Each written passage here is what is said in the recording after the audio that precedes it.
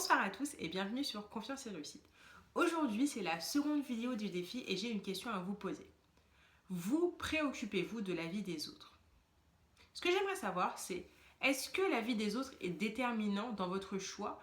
Est-ce que les autres vous dictent vos propres conduites et déterminent les directions que vous prenez dans votre vie? Où est-ce que je veux en venir? Tout simplement, j'aimerais vous faire prendre confiance que parfois, il est important de s'écouter soi-même et d'arrêter de toujours prendre en considération la vie des autres, notamment quand il s'agit de décisions qui vont surtout avoir une répercussion sur notre vie. Attention, je ne dis pas que vous ne devez jamais prendre en compte la vie des autres. Je dis simplement qu'il vaut le tempérer et surtout vous concentrer sur vos propres sentiments et vos propres impressions, vos propres envies. En gros, j'aimerais juste que vous vous rendiez compte que les autres ne peuvent pas décider à votre place. Que finalement, dans les décisions que vous prenez au quotidien, les impacts, les conséquences, elles se répercuteront sur vous et non sur eux-mêmes. Et que nous n'avons pas tous la même façon d'appréhender les choses et de les vivre. Ainsi, si vous souhaitez peut-être vous lancer dans un projet, celui de la création de votre entreprise par exemple, ne vous étonnez pas si en demandant l'avis des autres, ce soit généralement des gens qui soient assez dubitatifs, hésitants. Et ce n'est pas que ce sont des personnes méchantes, mais c'est simplement qu'il y a une certaine méfiance collective concernant le désir d'entreprendre et que finalement, l'avis des autres ne sera pas spécialement objectif. Ils auront surtout peur que vous échouez, que vous ne réussissiez pas à atteindre vos objectifs et que finalement vous soyez encore plus déçus. Or, si vous en avez envie, si l'idée vous traverse l'esprit, si vous sentez que vous avez les capacités de faire telle ou telle chose et que vous voyez que finalement autour personne ne vous soutient, est-ce que vous devez pour autant changer d'avis? Selon moi, non. Tout simplement parce que vous êtes la personne la plus importante de votre vie, comme je vous disais la dernière fois, mais surtout, vous connaissez, je pense. Vous pouvez être conscient de vos propres capacités et vous devez les prendre en considération lorsque vous prenez des décisions. Quand je vous dis de ne pas vous préoccuper de la vie des autres, c'est surtout également de ne pas vous laisser polluer par les personnes qui sont assez toxiques au niveau de votre entourage. Alors, il y a plusieurs types de personnes toxiques. Il y a par exemple les personnes qui sont pessimistes. Ces personnes qui pensent toujours que ça va rater, que ça ne se passera jamais mal, que vaut mieux ne rien faire plutôt que prendre le risque d'échouer. Il y a les personnes aussi qui ont peur, des personnes qui ont peur pour vous et qui vont vous freiner parce qu'elles n'ont pas envie de vous voir déçus si ça ne fonctionne pas. Or, comment voulez-vous réussir quelque chose dans votre vie si vous n'osez jamais? Par peur de l'échec. Il y a également les personnes qui sont jalouses. Alors les personnes jalouses, fuyez-les. Parfois, vous n'allez pas vous rendre compte parce que ce sera peut-être un membre de votre famille. Et on se dit généralement que les gens de notre famille, on peut leur faire confiance. Parfois, ce seront des amis. Et ces amis-là également, on ne s'imagine pas qu'ils puissent être jaloux. Mais parfois, ces gens-là sont jaloux parce qu'eux-mêmes, à un moment donné dans leur vie, ils ont voulu agir, ils ont voulu aller de l'avant et oser.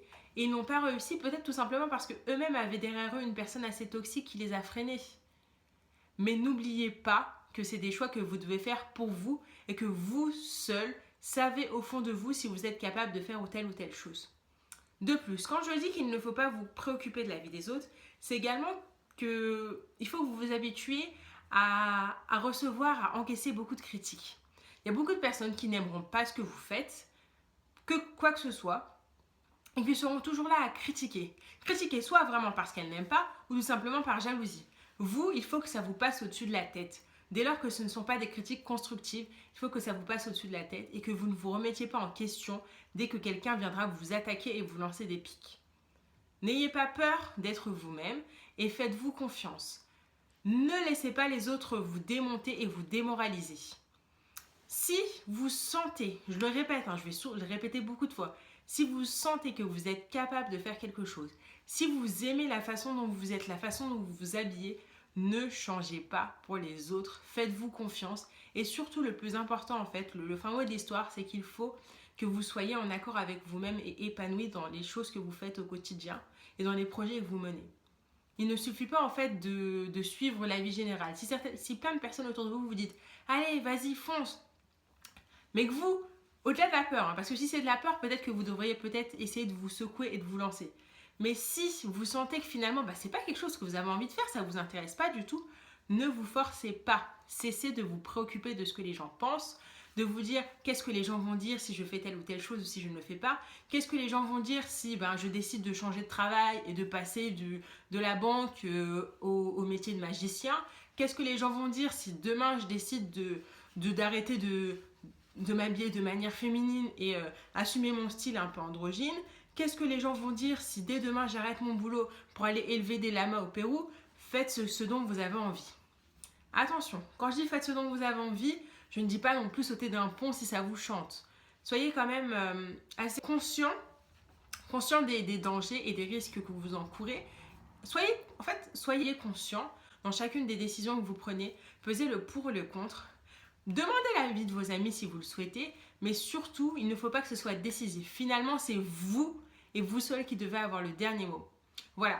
Encore une fois, je pense que ça, c'est une chose importante à prendre en considération, la confiance en soi. Tout simplement parce que généralement, les gens qui ont un manque de confiance en eux ont tendance à se laisser porter par les autres et finalement à vite se démonter lorsque les autres ont un avis assez négatif sur leurs propres projets, sur leurs propres idées et à s'oublier. Or, il faut que vous vous imposiez. Et ne pas prendre en compte l'avis des autres et aller parfois à contre-courant, c'est également une manière de vous assumer et de montrer aux gens que oui, vous existez, oui, vous avez vos propres idées et vous en êtes fiers. Alors aimez-vous, écoutez-vous et surtout ne vous laissez pas polluer par les personnes négatives, ne vous laissez pas polluer par les avis négatifs des autres et faites vos choix vous-même. Salut à tous et à demain pour la prochaine vidéo du défi Premier pas vers la confiance en soi.